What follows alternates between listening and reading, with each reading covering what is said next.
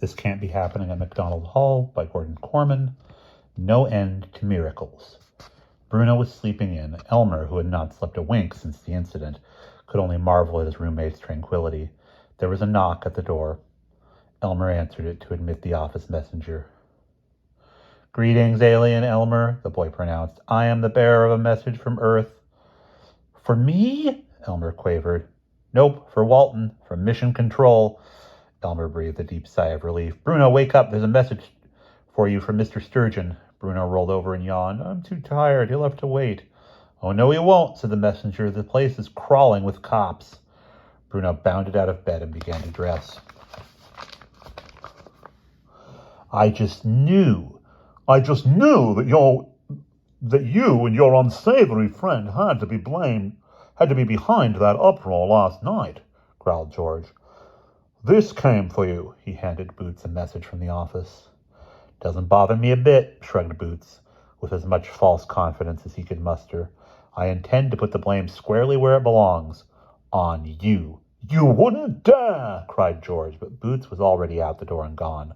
He ran full tilt to the faculty building, where he narrowly avoided another collision. Bruno was running from the other direction. "Are you as scared as I am?" asked Boots. "Me? Scared?" lied Bruno. "Never worry about what you can't avoid, I always say." He cleared his throat. "I hear those cops were here this morning. Or I hear there were cops here this morning." "Oh, no," Boots moaned. "Expelled and arrested." "It's only our first offense," Bruno offered hopefully. "Maybe we'll just get balled out." "I hope I do get arrested," said Boots grimly. "I'd like to have iron bars between me and the fish when Kathy dumped that water on my head." He shuddered, then grinned and added, "Sorry, let's do that again. I hope I do get arrested," said Boots grimly. "I'd like to have iron bars between me and the fish when Kathy dumped that water on his head." He shuddered, then grinned and added, "I just about cheered. And when Francisco asked if he was the fish, we may be in big trouble," chuckled Bruno.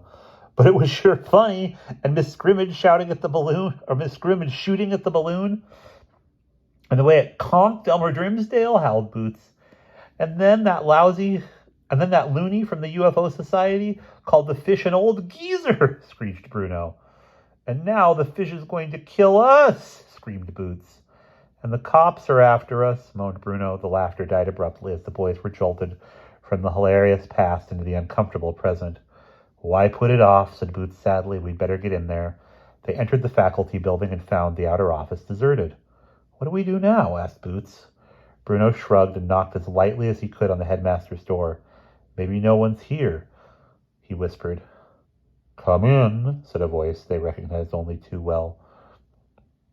Bruno and Boots walked into the office like two prisoners about to face a firing squad. Mr. Sturgeon, Francisco Diaz, and a small dark gentleman were waiting for them. Mr. Sturgeon spoke first. "Sir, here are Bruno Walton and Melvin O'Neill, the two boys who rescued Francisco from the balloon. Boys, this is Ambassador Diaz." The small man walked over to Bruno and Boots. Excuse me. He bowed slightly, then shook hands with both of them. "I am Francisco's father," he began. "I find it difficult to express my gratitude to you. You are certainly two very brave and resourceful young men." Boots blushed to the roots of his blonde hair. Bruno's face broke into a grin. "If it had not been for you," Mr. Diaz went on, "my son might very well have been lost.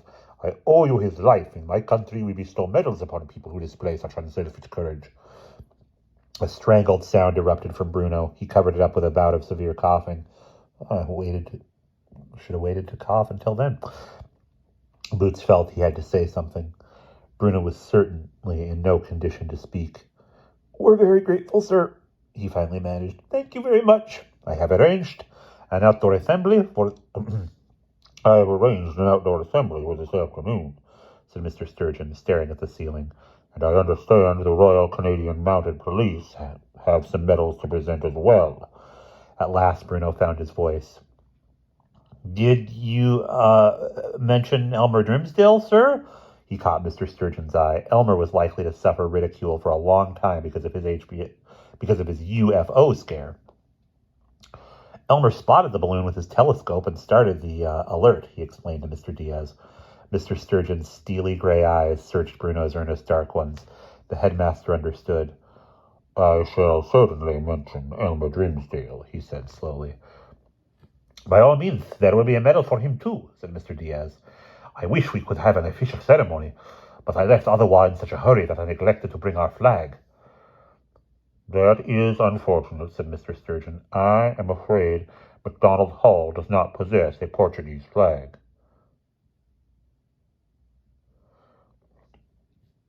Excuse me, said the ambassador questioningly. We are not Portuguese. Oh, said Mr. Sturgeon in embarrassment. When I heard Francisco speaking Portuguese, I naturally assumed that is, what is your country, sir? The ambassador drew himself up to his full height and announced proudly, I have the honor to represent the government of Malbonia. Twin gasps from Bruno and Boots punctuated the sudden silence. Mr. Sturgeon cleared his throat carefully. In that case, Mr. Diaz, I am pleased to be able to tell you that by a fortunate coincidence, I just happen to have the flag of Malbonia right here in my safe. But it is splendid, exclaimed the ambassador. Until 2 o'clock, then. Mr. and Mrs. Sturgeon entertained the ambassador and Francisco at lunch, while the adults were finishing their coffee in the living room. Francisco glanced over the morning's Globe and Mail. The politely hushed conversation was suddenly interrupted by a peal of laughter from the boy. What is it, Francisco? Asked Mr. Diaz. Francisco could hardly speak. Read this, sir, he said, handing the paper to Mr. Sturgeon. The headmaster adjusted his glasses and read the article aloud. Bank robbers snagged by net. Buffalo, New York. 3 armed bank robbers were apprehended by a volleyball net which fell on them as they were being chased by police early this morning. Almost $500,000 was recovered. Police are still baffled about the origin of the net, which, according to the report, dropped suddenly from the sky, entangling the fugitives. The net bears a tag reading Macdonald Hall. Mr. Sturgeon looked up from the newspaper and met his wife's eyes. It would appear, Mildred, he sighed, that there is no end to these miracles. Under the bright Ontario sunshine and the briskly fluttering flag of Malbonia, Bruno Walton, Boots O'Neill, and Elmer Grimsdale were solemnly decorated with that country's Medal of Civic Heroism. The entire faculty and student body of Macdonald Hall were present as well as the girls from Miss Scrimmage's finishing school for young ladies who cheered lustily. Standing on the platform were representatives of the Royal Canadian Mounted Police, the Ontario Provincial Police, and the Macdonald Hall Board of Directors. In addition to the Malbonian Medal, each boy received the RCMP Bravery Medal and the OPP Youth Award. Bruno looked down at his chest. 3 medals gleamed on the front of his best navy blue blazer. He glanced at Elmer standing beside him, then past Elmer at Boots.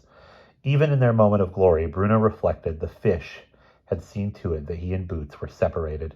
The ceremonies had just ended and the boys were making polite conversation with the officials when their attention was diverted by the arrival of yet another police car. It proceeded up the driveway and halted next to the platform. Boots poked Bruno. New York State Police? He whispered questioningly. Who knows? They stared as 2 tan uniformed state troopers got out of the car, opened the trunk, and took out a volleyball net. I expect you're wondering about that, said Mr. Sturgeon's voice behind them. It was in the morning paper. It seems the net found its way to Buffalo just in time to capture 3 bank robbers. Bruno spun around to face the headmaster. You're kidding, he exclaimed. Mr. Sturgeon shook his head. I never kid. Coach Flynn hurried forward to retrieve his volleyball net. I don't know how it got to Buffalo, said one of the officers, but it sure came in handy. Thanks a lot. The 2 officers got back in their patrol car and drove off. As the crowd began to disperse, Mr. Snow, the chairman of the board of directors, turned to Mr. Sturgeon. Williams, he said, everyone has rewarded these fine boys except Macdonald Hall. Quite right, Jim. The headmasters turned to his students. Elmer, what can the school do for you? Elmer was in a daze. He had no idea why he had been awarded the 3 medals which now hung on his jacket. He was merely grateful that no one was about to expel him.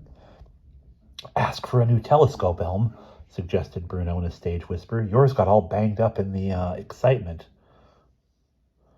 "What's that? A telescope?" repeated Mr. Snow. "Granted, I will personally take you shopping for it next week. And what about our other 2 fine young heroes?" "Well," said Bruno, trying to word his response with great care, "we're pretty good friends, sir, Melvin and me. We'd like a room together." Mr. Snow smiled broadly. "That's certainly not an unreasonable request," he said. "William, is there any reason why these 2 boys can't be roommates?" Mr. Sturgeon sighed, then spoke slowly. "Not a reason in the world, Jim. I believe room 306 is vacant. They can move into it immediately." Boots crammed the last of his possessions into his suitcase. "Well, that's that," he said. "Goodbye, Melvin," sneered George. "I hope you haven't forgotten anything." "Goodbye, George," said Boots. "About all those mean things I did to you?" "Yes." "Yes," said George. "If I had half the chance," Boots grinned wickedly, "I'd do them all again, and I hope Magneco goes down 50 points. "The next time a balloon gets lost, I hope you're aboard," snapped George. "And I'll do my best," promised Boots, "to land on you." Then he was gone. Bruno's departure was slightly warmer. "About all those rotten stunts, Elm," he said, "it was nothing against you, really. I'm sorry if I made your life miserable." "On the contrary," said Elmer sadly, "I think I'm going to miss you. Here, I have a little gift for you." Elmer held out a small glass bowl which contained a lively baby goldfish. "Her name is Bruno," he said shyly. "He hatched in the bathtub yesterday. I'd like you to have him." "Wow," said Bruno, and quickly helped himself to some of the aquarium supplies on the table. "So you do like him?" Elmer asked. "Like him? I'm crazy about him," Bruno replied. "You're a good friend, Elmer." "You're a good friend, too," Elmer said. "It was you, wasn't it, who got me all those medals and a new telescope?" Bruno shrugged. "Well, look at it this way. Since you spotted the balloon, Francisco would have been saved anyway. You're a hero, too, Elm." With a suitcase in one hand and the fishbowl in the other, Bruno left dormitory 2. He moved slowly, almost reluctantly, until he caught sight of his old room. The blinds were up, and he could see Boots hanging up the old movie posters. "Home, sweet home," he sighed. And that is the end of This Can't Be Happening at Macdonald Hall, which was all right. It's definitely an older book. And I don't know that I love some of the gender politics in it. The updates were really weird, adding mentions of a 3D TV and the internet. And then, again, they were just at the era before everybody there would have had a smartphone. So, keep it in the 70s. And if I'd had that edition, I would have read the 78 edition of the book. But I have the sequel, which may get read at before the end of the year. It's called Go Jump in the Pool, and that is an older edition of the book. But I will see you in the next read aloud.